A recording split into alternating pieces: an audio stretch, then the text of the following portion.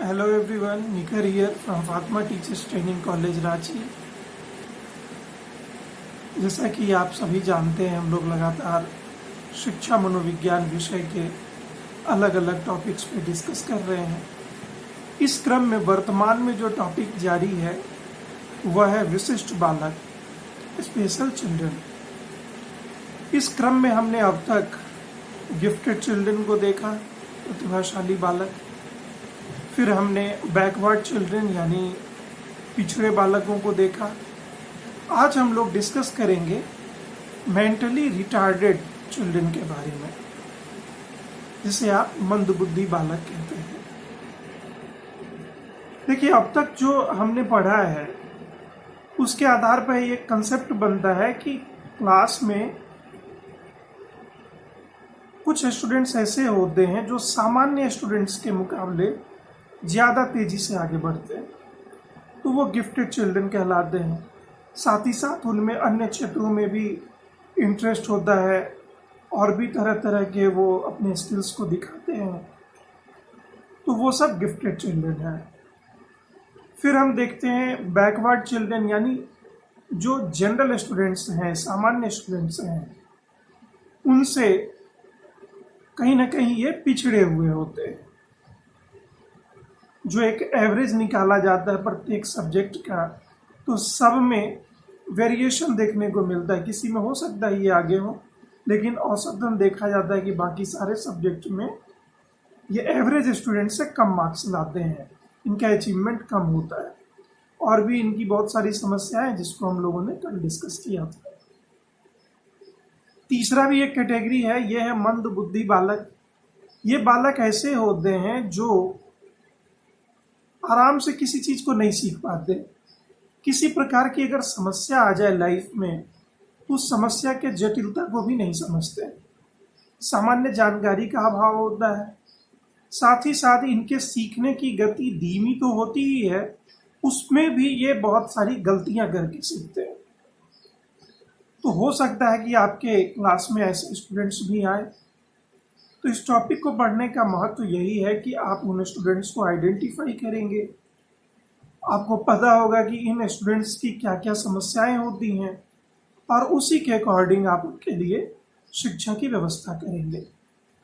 तो मेरा निवेदन है आपसे कि अगर कोई पॉइंट आपको समझ में ना आए, तो काइंडली आप कॉलेज के व्हाट्सएप ग्रुप में या मेरे पर्सनल व्हाट्सएप नंबर पे या फिर इस वीडियो के अंत में अपने कमेंट्स के द्वारा हमें सूचित करेंगे।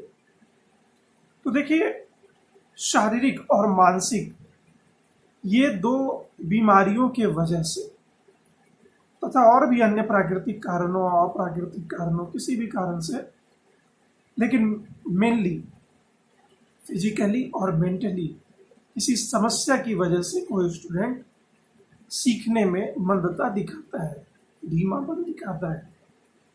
ऐसे स्टूडेंट्स को हम लोग मंदबुद्धि बालक कहते हैं। ये सामान्य गति से सीखे जाने वाले चीज़ों को भी बहुत ही धीमी गति से सीखते हैं और उसमें भी कई तरह की गलतियां करते हैं, जिसके वजह से कक्षा में भी, क्लास में भी टीचर्स का कहीं ना कहीं इग्नोरेंस हो जाता है इनके प्रति।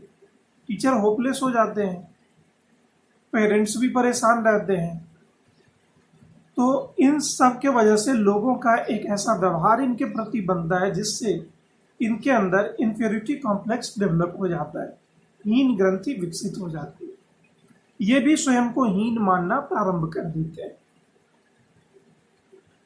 तो इस समस्या से समाज को, परिवार को और विद्यालय को जूझना ही पड़ता है। तो बेस्ट मेथड ये है कि इस समस्या के कारणों को जाना जाए, इस समस्या की विशेषताओं को समझा जाए और उसी के अकॉर्डिंग शिक्षा की व्यवस्था की जाए।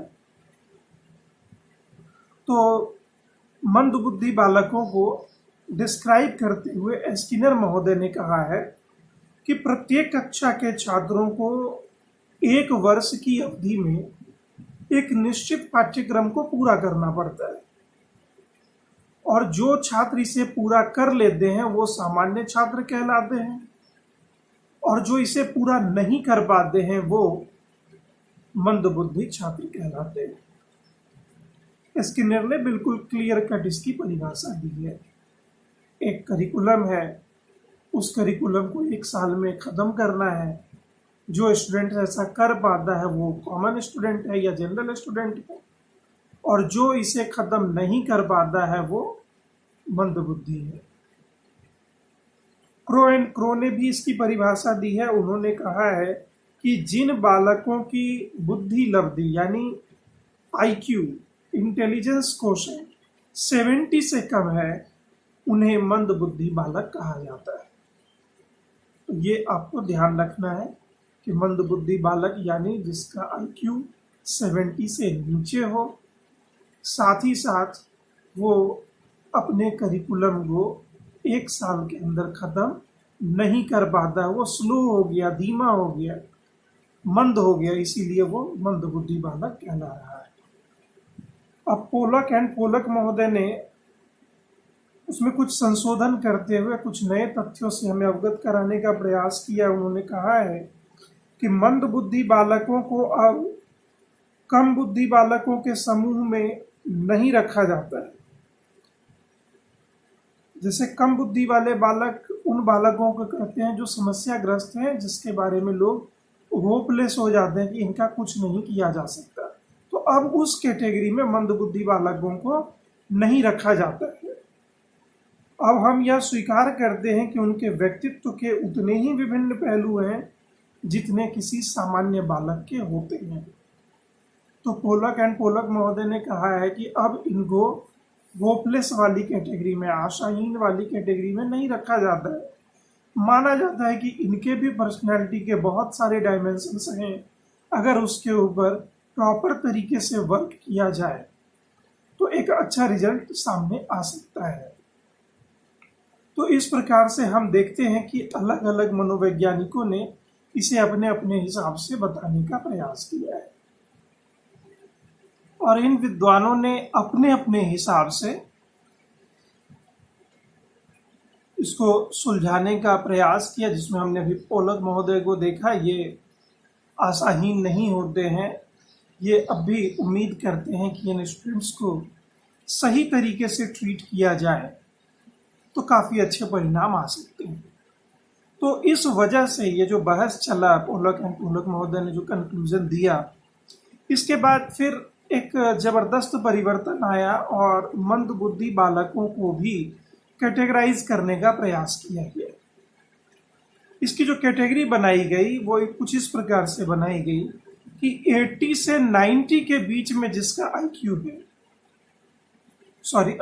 80 से 90 के बीच में जिसका IQ है वो मंदबुद्धि बालक कहलाएगा। जिसका 66 से 79 के बीच में IQ है वो सीमावर्ती कहलाएगा, यानी वो बाउंड्री पे है अभी। और अगर 65 से कम है तो वो हीन बुद्धि का बालक कहलाएगा। यानी जो मंद बुद्धि बालक है उसको कैटेगराइज किया गया, उसमें कुछ वैसे स्टूडेंट्स को फाइंड आउट करने का प्रयास किया गया जिसमें कुछ परिवर्तन किया जा सकता है। तो इस कैटेगराइजेशन को आप ध्यान रखेंगे। अब हम लोग देखते हैं कि मंद बुद्धि बालकों में किस प्रकार की विशेषताएं पाई जाती हैं। तो देखिए, हीन बुद्धि बालकों को मुख्य रूप से समायोजन के क्षेत्र में समस्या का सामना करना पड़ता है, लेकिन जो सीमावर्ती हैं और मंद बुद्धि हैं, यानी 66 से 90 के बीच में जितने भी बालकों का IQ आ रहा है, उस पर अगर इन सभी विशेषताओं को ध्यान में रखा जाए उसका जबरदस्त प्रभाव उन पर पड़ सकता है, उनका भी विकास हो सकता है।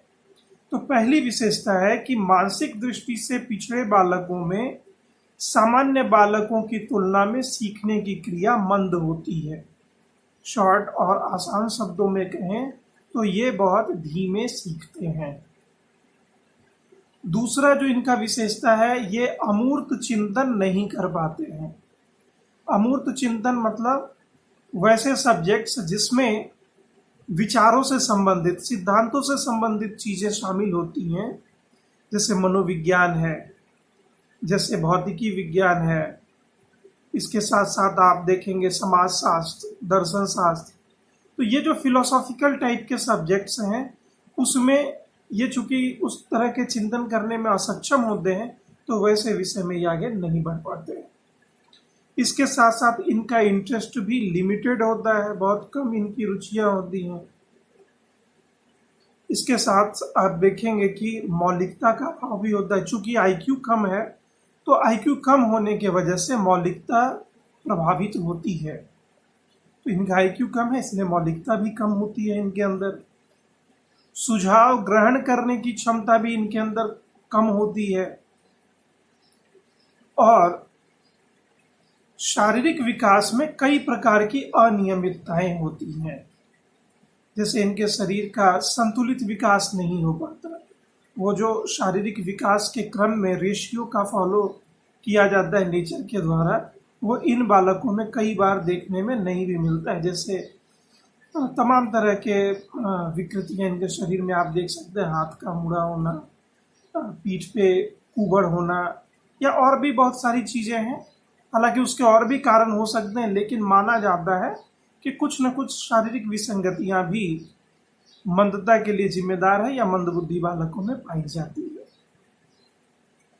इसके साथ साथ इनकी विशेषता है कि इनमें उच्च मानसिक विकास कम होता है और ये अपनी इच्छा से किसी काम को नहीं कर पाते हैं। इन्हें जो सिखाया जाता है, जो बताया जाता है, रेगुलर प्रैक्टिस के द्वारा वे उसी काम की कंडीशन अपने अंदर कर पाते हैं। इसके साथ साथ है कि एक परिस्थिति में जो कुछ भी इनको अनुभव प्राप्त हुआ है उसी अनुभव को दूसरी परिस्थिति में ये दोहराने में सक्षम नहीं होते हैं। जैसे एक जगह पर इनको बता दिया गया कि इस तरीके से खाना है, यहाँ जाना है और नल पर हाथ धोना है, तो ये मोस्ट प्रोबेबली देखा जा सकता है कि जब ये सेम कंडीशन में दूसरे जगह पर जा रहे होते हैं और वहाँ भी इनको खाना खाने के बाद नल के पास जाना है, हाथ धोना है, तो ये उस समय अपने दिमाग का प्रयोग नहीं कर पाते। तो ये समस्या देखी गई है। ये इनकी विशेषताएं हैं। लेकिन एक पॉजिटिविटी भी इनके अंदर होती है कि इन बच्चों में दूसरे बच्चों के सुझाव को ग्रहण करने की क्षमता अधिक होती है। मैंने पहले के पॉइंट में बताया कि सुझाव को कम ग्रहण करते हैं। जैसे बड़े लोग अगर किसी चीज को बता रहे हैं तो उन सुझावों पर ये उतना ज्यादा ध्यान नहीं दे पाते हैं। लेकिन अगर कोई बालक या इनके उम्र का कोई बालक इनको आकर कोई सुझाव देता है तो उस सुझाव को ये फॉलो कर लेते हैं। वास्तव में देखा जाए तो बड़े लोगों के सुझाव में कहीं ना कहीं आदेशात्मक चीजें होती हैं। ये विरोध नहीं करते, उसको मान लेते हैं। लेकिन अपने उम्र के बालकों के साथ ये कंफर्टेबल फील करते हैं, जिसके वजह से अपने उम्र के बालकों या कोई सद्भावना के साथ इनको किसी काम को करने के लिए कहता है तो ये खुशी खुशी कर लेते हैं। तो ये सर इनकी विशेषताएं हैं। अब यह भी देखा गया है कि मानसिक हीनता के पीछे बहुत सारे कारक जिम्मेदार होते हैं। तो आज हम लोग देखते हैं कि कॉजेज ऑफ मेंटल रिटार्डेशन, यानी मानसिक मंदता के पीछे क्या क्या कारण है। सबसे पहला कारण माना जाता है वंश परंपरा। ऐसा देखा गया है कि 50% से ज्यादा केसों में पाया गया कि मानसिक मंदता वंश परंपरा से बच्चों में आती है। अगर वंश में कोई ऐसा व्यक्ति मौजूद रहा हो पूर्व के आपके लीनियज में, वंश परंपरा में, जो इस प्रकार की समस्या के शिकार रहे हों, तो ये संभावना होती है कि उनके बच्चों में भी ये ट्रेट कभी न कभी डोमिनेट कर जाए। इसके साथ साथ बाहरी आघात भी बच्चों के मानसिक विकास को प्रभावित करता है। जैसे अगर मान लेते हैं कोई बच्चा है जो छत पर पतंग उड़ा रहा है, इसी क्रम में वह छत से नीचे गिर गया हो और उसके मस्तिष्क में कोई गंभीर चोट लग गई हो, तो ये मानसिक आघात भी उसके मानसिक मंदता का एक कारण बनता है। इसके साथ साथ बहुत सारे ऐसे तथ्य दिए जाते हैं। जैसे अपने यहाँ पारंपरिक रूप से बच्चों का जन्म घर में ही होता था। पहले के ज़माने में हॉस्पिटल वगैरह जाने की परंपरा नहीं थी, आज बहुत जगहों में ऐसा देखा जाता है। तो जो नॉर्मल डिलीवरी कराई जाती थी महिलाओं की, उसमें जो दाई या जो भी औरतें सहयोग कर रही होती थी, वो कुशल प्रशिक्षित नहीं होती थी। तो वेल ट्रेंड नहीं हो पाने के वजह से कई बार बच्चे के बाहर आने के क्रम में उसे मानसिक चोट या किसी नस के दब जाने के वजह से भी इस तरह की समस्या होती थी। तो इस तरह का भी तर्क दिया जाता है। आप इसे लिख सकते हैं, ये आपके बुक में मौजूद है। तो इस तर्क को भी आप बता सकते हैं, यह कारण भी गिना सकते हैं। और ये कारण हो भी सकता है, कोई बहुत बड़ी बात नहीं है। बच्चे का शरीर बेहद नाजुक होता है और उस क्रम में अगर सिर के तरफ कोई ज़्यादा चोट लगा हो या कुछ नस वगैरह प्रभावित हो गया तो हो सकता है कि वो बच्चा आगे चल के मानसिक रूप से मंदता दिखाए। इसके साथ साथ है कि जिन बच्चों की नली विहीन ग्रंथियां ठीक से काम नहीं करती हैं, उनमें विकास की गति असामान्यता उनके विकास की गति में असामान्यता पाई जाती है। तो यहाँ पर आप देखेंगे, मैंने पहले के अंक में ये बताया है आपको कि हार्मोनों का जो सेक्रेशन हमारे बॉडी में होता है वो दो तरीके से होता है। एक होता है नलिकाओं के द्वारा और दूसरा नलिका विहीन होता है।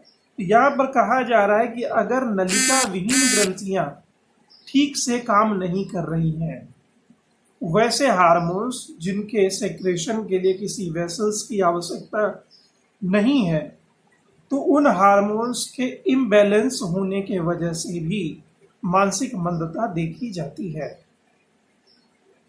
इसके साथ साथ अगर किसी बच्चे में डाइजेस्टिव सिस्टम से संबंधित गंभीर समस्या हो, जैसे भोजन के रस से ही रक्त बनता है, तो इनके डाइजेस्टिव सिस्टम में कोई ऐसी खराबी आ जाए जिससे खाना सही ढंग से ना पचे और ब्लड ना बने, तो उस क्रम में भी ये मानसिक रूप से मंद हो जाते हैं। इसके साथ साथ निर्धनता एक बहुत बड़ी समस्या है। जैसे जो निर्धन व्यक्ति होते हैं वो ना तो अपने बच्चों का सही ढंग से पालन पोषण कर पाते हैं, ना ही उसे पोषण युक्त आहार दे पाते हैं। तो इस वजह से क्या होता है कि आगे चलकर जब वह बच्चा जन्म लेता है तो उसमें तमाम तरह की मानसिक व्याधियां देखी जाती हैं, जिसमें से एक प्रमुख व्याधि है मानसिक मंदता। इसके साथ एक और कारण बताया जाता है कि जिन बच्चों को वातावरण में नए कार्य करने की प्रेरणा नहीं मिलती है, उनका सही ढंग से विकास नहीं हो पाता है। जैसे बहुत सारे पेरेंट्स को आप देखेंगे वो एक्स्ट्रा केयरिंग नेचर के होते हैं, वो बच्चों पर जरूरत से ज़्यादा केयरिंग दिखाते हैं, जिसके वजह से बच्चे का स्वाभाविक विकास रुक जाता है।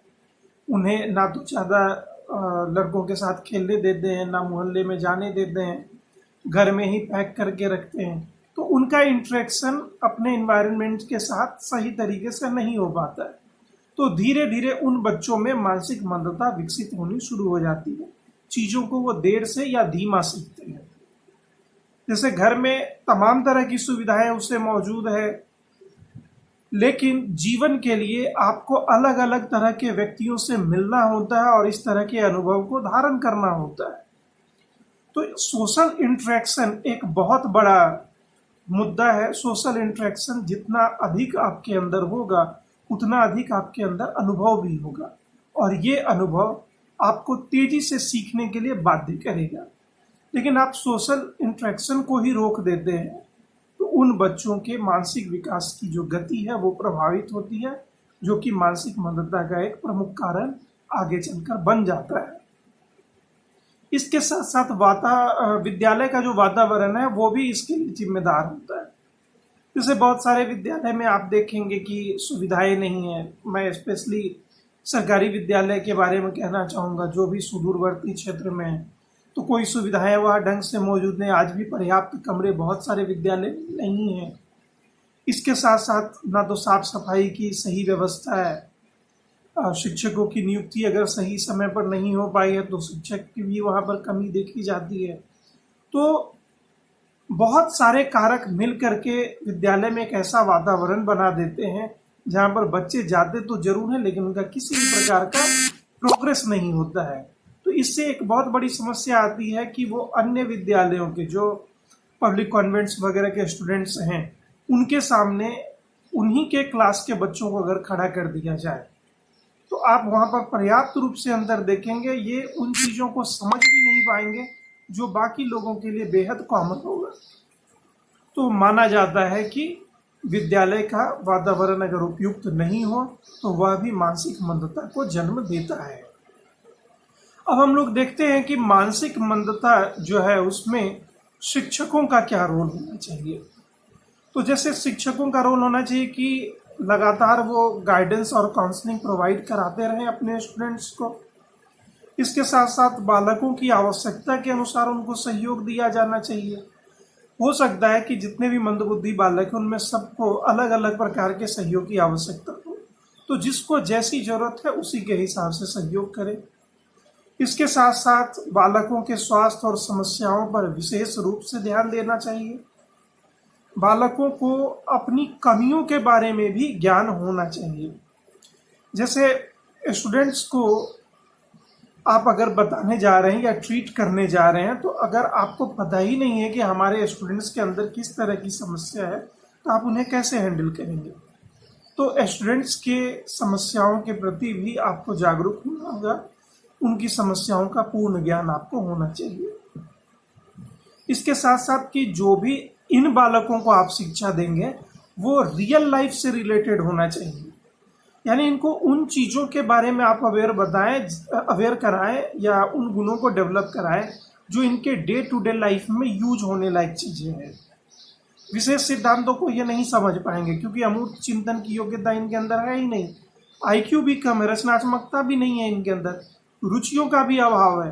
तो ध्यान देना है इनके ऊपर कि अपने काम को ये कर पाएं, साथ ही साथ जीवन के लिए जो जरूरी चीजें होती हैं उतना ज्ञान भी अगर इनको मिल जाए तो ये समाज में अच्छे तरीके से समायोजित हो सकते हैं। ये रोल टीचर के ऊपर डिपेंड करता है, ये रोल बहुत ही इम्पोर्टेंट है टीचर का। इसके साथ साथ आप देखेंगे कि इन बच्चों को जो मानसिक रूप से मंद बालक होते हैं इनको कम से कम 2 या 3 आर्ट एंड क्राफ्ट वाले सब्जेक्ट में इनको एक्सपर्ट बनाए। 2-3 तरह के आर्ट एंड क्राफ्ट में इनको स्किल्ड बनाना चाहिए ताकि ये अपने जीवन उपयोगी काम को कर सकने योग्य पैसे कमा सकें। तो जैसे पुराने ज़माने में आप देखते होंगे कि अगर आपका पृष्ठभूमि ग्रामीण क्षेत्र से बिलोंग करता है तो आप देखेंगे कि वहाँ पर तरह तरह के ऐसे क्राफ्ट होते थे जो जनरली माना जाता था कि वैसे लोगों को समाज में बनाने के लिए दिया जाता था जिनके पास अन्य तरह की योग्यता नहीं होती थी या कहीं ना कहीं मंदबुद्धि जैसा उनको ट्रीट किया जाता था। तो वैसे लोगों को उन समाज ने इस तरह के क्राफ्ट सिखाए थे। तो यहाँ पर भी विद्यालय में भी टीचर का ये रिस्पॉन्सिबिलिटी बनता है कि इनको कम से कम 2 से 3 क्राफ्ट इस तरह का सिखाएं, कुछ ऐसे शिल्प कलाओं का ज्ञान जरूर प्रदान करें जिससे भविष्य में ये आत्मनिर्भर होकर जी सके। इसके साथ साथ इनको अपनी संस्कृति का ज्ञान भी दिया जाना चाहिए। ये जितना ही ग्रहण कर पाएंगे ये उनकी योग्यता पर निर्भर करेगी, लेकिन एक टीचर को चाहिए कि ऐसे स्टूडेंट्स को भी उनके अपने कल्चर के बारे में अवेयर बनाए रखें। इसके साथ साथ इनको पढ़ाने के दौरान आपको अत्यंत ही सरल विधि का प्रयोग करना पड़ेगा। जरा सी भी जटिलता इनके लेवल से ऊपर की चीज हो जाएगी, ये नहीं समझ पाएंगे। तो बिल्कुल कॉमन, बिल्कुल लोवेस्ट लेवल पर जा करके उतर करके इनके दिमाग में अपनी छाप छोड़नी है आपको।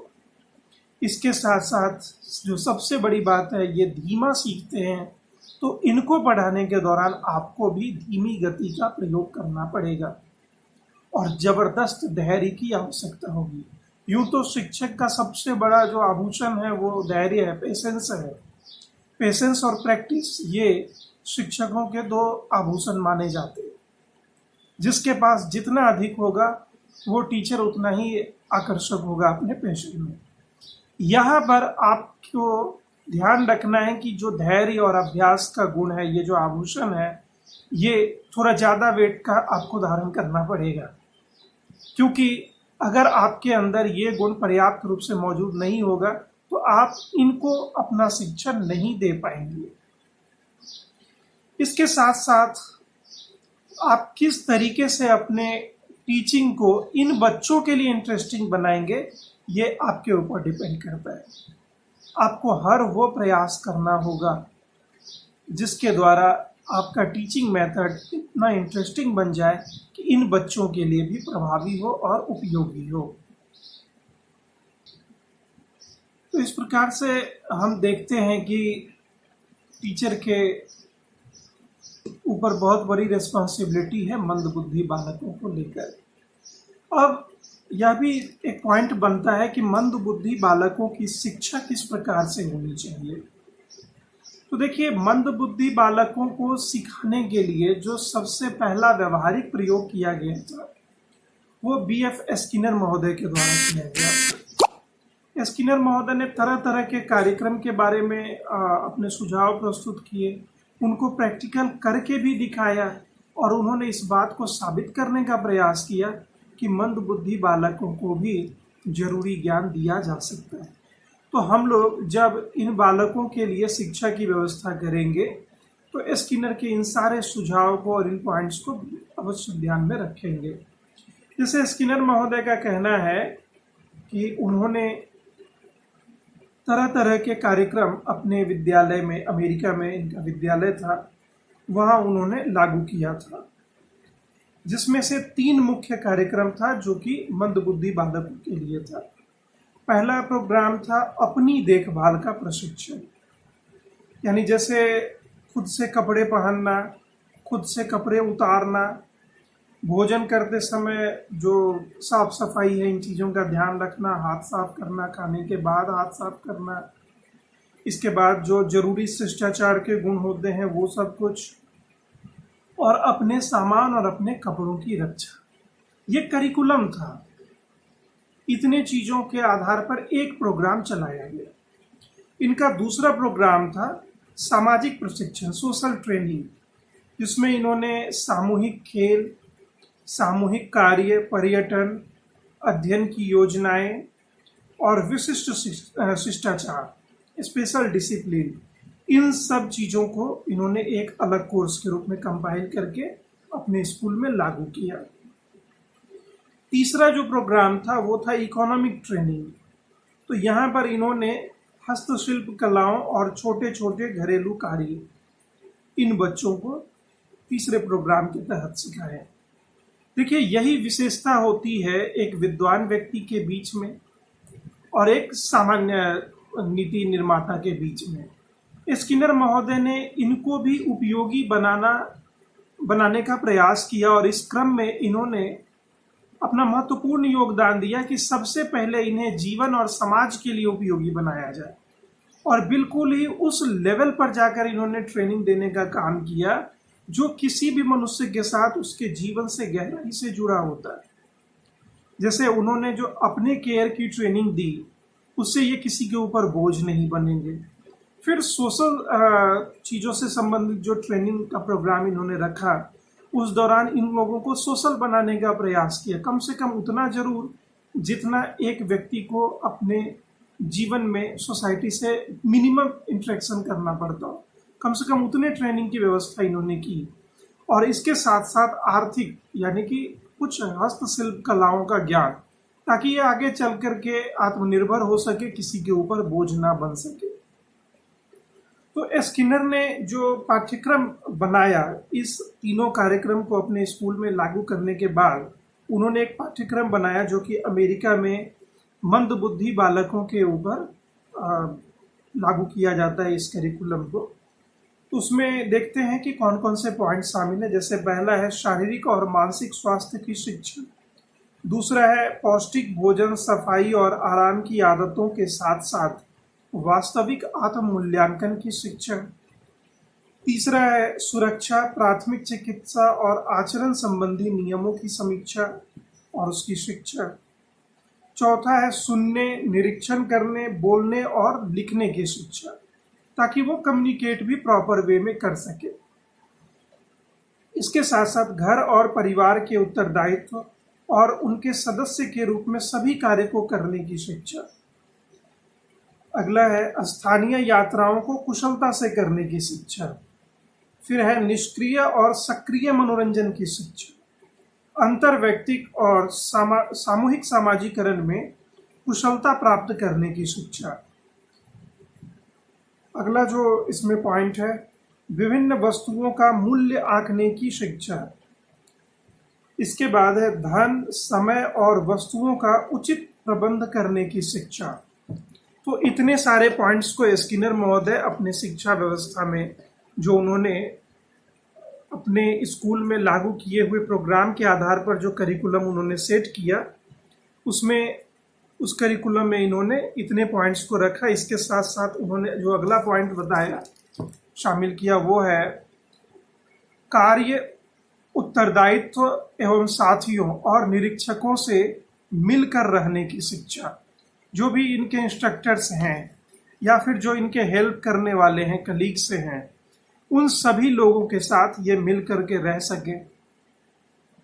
और अंत में उन्होंने ये पॉइंट दिया है कि मान्यताओं और विवेकपूर्ण नियमों की शिक्षा।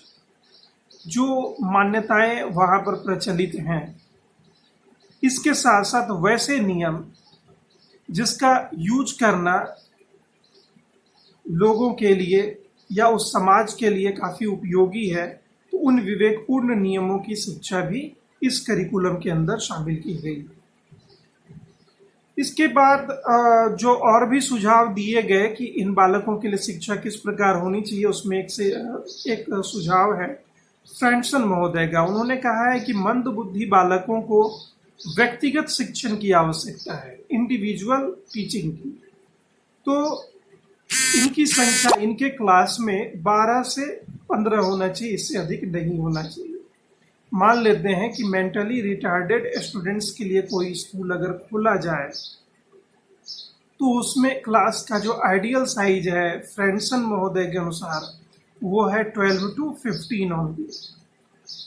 इसके साथ साथ उन्होंने और भी सुझाव दिया है कि मंद बुद्धि बालक अपनी सीमित योजनाओं के कारण सामान्य कक्षाओं में ज्ञान का अर्जन नहीं कर पाते हैं।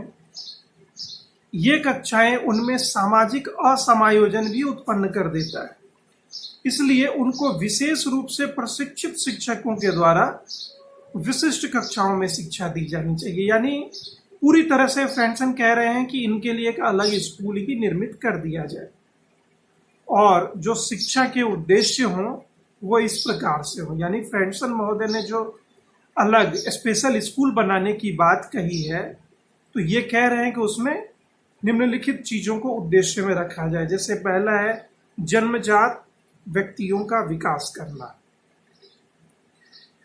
मुझे लगता है कि इस बुक में थोड़ी मिसप्रिंटिंग है, जन्मजात व्यक्तिगत गुणों का विकास होना चाहिए, वो ज्यादा सही होगा। दूसरा पॉइंट है दैनिक जीवन में वैयक्तिक, सामाजिक और आर्थिक आवश्यकताओं की पूर्ति करना। तीसरा सुझाव उन्होंने दिया है शारीरिक स्वास्थ्य की उन्नति करना। चौथा सुझाव उन्होंने दिया है कि स्वस्थ आदतों का निर्माण करना।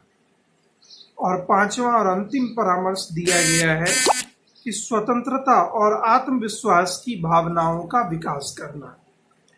तो कुल मिलाकर तरह तरह के प्रयोग किए गए, तरह तरह के सुझाव दिए गए।